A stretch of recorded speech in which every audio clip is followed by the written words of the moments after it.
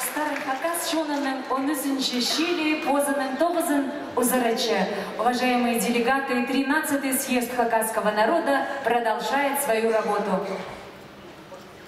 Уважаемые делегаты, для оглашения итогов голосования слово предоставляется председателю счетной комиссии Довожакову Валерию Матвеевичу. Уважаемые делегаты съезда, член счетной комиссии Байкалов Маргарита Гавриловна, Маргаяков Игорь Федорович, Кочелоров Виктор Семенович, Сорокин Татьяна Александровна, Тагачаков Владимир Николаевич, Тодышева Валентина Ивановна, Топоев Василий Маркович, Тимиреков Алексей Семенович и Тюдешева Айла Геннадьевна.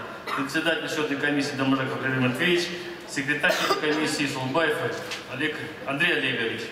Значит, результаты протокола подписали члены комиссии. Зарегистрировано на начало съезда 361 делегат. Приняло участие в голосовании 310 делегатов, что составляет 85,9% от участников съезда. Поэтому выборы, считать, прошли успешно. Значит, всего 259 бюллетеней полностью за и 51 бюллетень против.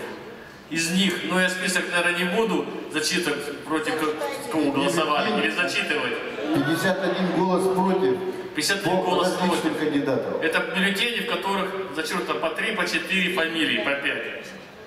Зачитывать делегатов, кто против. Не надо позорить, да? Ну и все тогда.